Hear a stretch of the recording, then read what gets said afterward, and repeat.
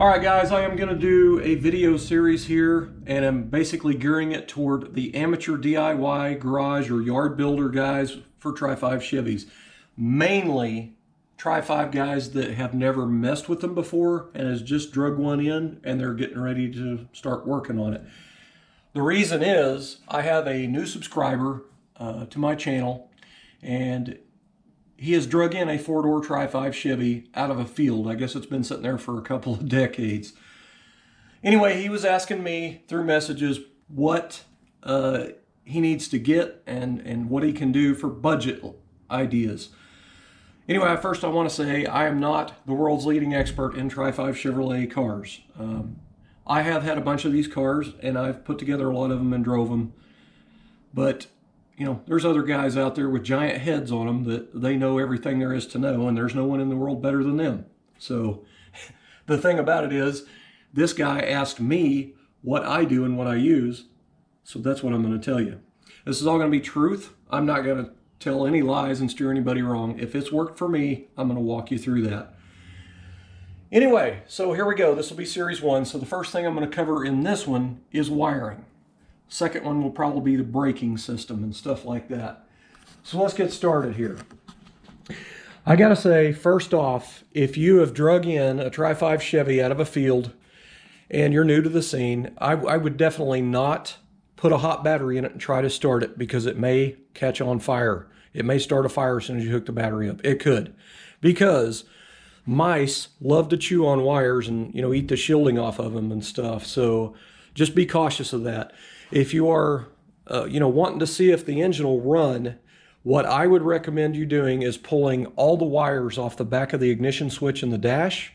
I would pull all the wires off the starter solenoid, unhook the ignition, like the coil, and the distributor, and also the ballast resistor. It'll have a resistor up there on the firewall, big white ceramic looking thing. Anyway, I would rewire that with new wire. You can make sure, you know, your solenoid wire and stuff's pretty big, but I definitely would not try to start it with the old wiring.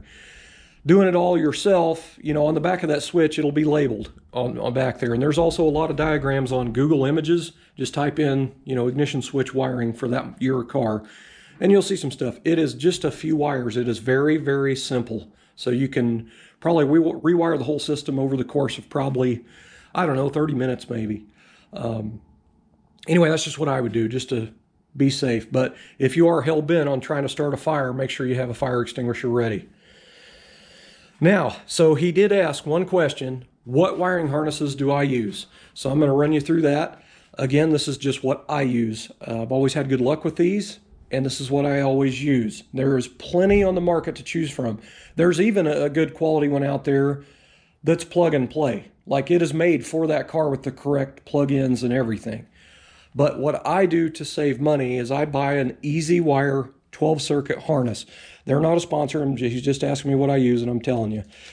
But anyway, these wire harnesses from Easy Wire, the ones I get are a 12-circuit kit. Now, if you're going to be running power windows, power locks, and all kinds of fancy, you know, accessories, you're going to need the 24-circuit kit. The ones I run are a 12-circuit because I don't have all that extra crap on my cars. Anyway, it's a GM color-coded harness. And every couple inches or so on the harness, each wire, it tells what that wire goes to. So it is very, very easy. About the only thing you get is the fuse block with the wiring already attached to it. And it's basically just trim it to fit, put ends on it, and plug it in. You get new headlight plug-ins for the back of your headlights, the three-prong plastic plug-in part of it. The other thing you're going to need is your wiring pigtails. You'll have to get them from one of the Tri-5 suppliers. It's basically, it'll be for the turn signal housings up front, and it'll be for the taillight housings in the back. The worst part about it is those wiring pigtails for the front, for the pair, is like $30 or $35, and the rear is the same price. So you're looking at $70 just for your pigtails for your taillights and turn signals to work. Anyway, so that'll get you going on that part of it. But this is, at the end of the day, a universal 12-volt or 12-circuit kit, so you will have to wire everything yourself. So I can show you here if it'll show up in the dark or not. Let's see, probably not. Let me get a light here. Oh, here we go. I got us a flashlight right here, if the battery's still up on it. So that is an easy wire 12 circuit right there. It does not come with that mounting bracket. I just made it on a sheet metal brake and put it up there. But it's a nice little small harness. It's not this giant bulky thing that you see hanging down when you you install it. But anyway, I can tell you, when I started using their wiring harnesses, probably, man, I don't even know how many years it's been. I have installed a lot of these. But every time that I have ever called, which it hasn't been in years since I called, but when I called for a tech question, they always answered the phone. I didn't get put on a messaging thing and have to wait for them to call me back. It may be different now. They may be more busy now and very friendly on the phone. And it was pretty awesome. So I will continue to use their product because of that. To give you an idea of how many 12 circuit, well, I have put a few 24 circuits in too, because I've put a lot of these harnesses in 5, 6, and 7 Chevy cars, a couple of street rods, and lots of customer cars through the years. So when you run your wires, you always have to trim off the excess and excess, I guess, and anyway, your trim offs. That is how many harnesses I've put in. That big ass tote is all cut offs and wires from harnesses. So, I mean, there's other little spare wire pieces and stuff like that in there too, but that'll give you an idea how many I put in. Still doesn't make me an expert, but I'm telling you that's what I use. Another thing I do on these cars in particular to save money, and to me it's just a better upgrade. Now this is if you are using an universal harness, not a plug-and-play kit. I change out the headlight switch to like a 1972 Chevy pickup. And I get it at my local O'Reilly's. I want to say it's around 15 bucks. Because if you try to change out your headlight switch, your original, like on this car, I want to say they're like 60, 70, 80 bucks. That's pretty expensive, man, for me. The factory ones have a little teeny tiny fuse in the back of them. I don't know about the reproduction ones. I've never bought one, a Repro original. But the originals had this little short glass fuse and a little bitty teeny tiny thing. And I remember my very first car, the dash lights didn't work. And I messed with that thing, and messed with that thing. And I finally, this was pre-internet days, man. I finally figured out there was a glass fuse up there and it was blown. I like to never found that little stumpy glass fuse in the small town I lived in. So anyway, I got it fixed and working, but I never have liked them headlight switches because of that reason. So what I personally do is I changed it out to 72 Chevy pickup headlight switch because that headlight switch is inexpensive as hell. That is a hell of a money savings. But, and that headlight switch, I am pretty sure they run that thing all the way up until like the 80s, man. Like I've got some G-Body Monte Carlos around here. The headlight switch is identical. EasyWire has their little booklet they send you, and there is a diagram for that style of headlight switch, and it shows you what to do. So that's pretty neat. But the problem is, once you do that in one of these cars in particular, you can't really go back. I mean, you might be able to, but you have to open up the hole in the dash a little bit. And the dash over here for your headlight switch has that little bitty folded prong piece, on the steel. And when you step bit it, you lose that. So putting your original one back in, I'm sure it would probably still go in there, but you'd have to tighten it up pretty good to keep it from, turning in there.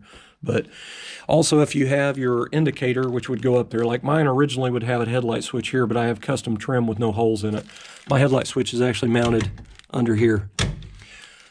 Anyway, if you have the indicator, it goes up here with your, your insert, like this one's for the windshield wiper, but your insert goes in that. You will have to open up the hole in that as well.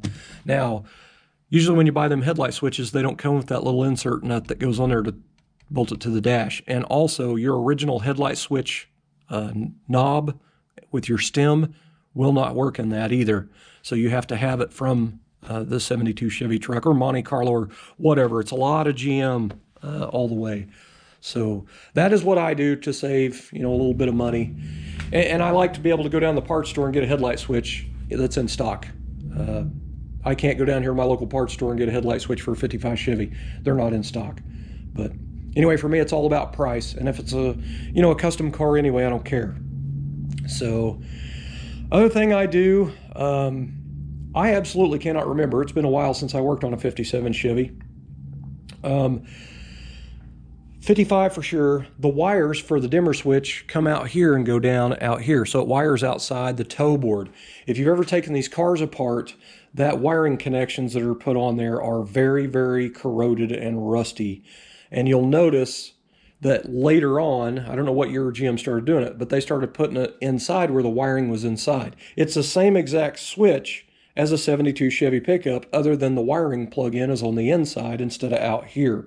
So if you do not have a welder, what I used to do when I first started, back in my early 20s when I didn't have a welder, I would cut a rectangle piece of sheet metal out with 10 snips, and I would put the dimmer switch on top of it, the new one from the 72 Chevy truck, and I would mark the 2 mounting holes, and then I would drill it out.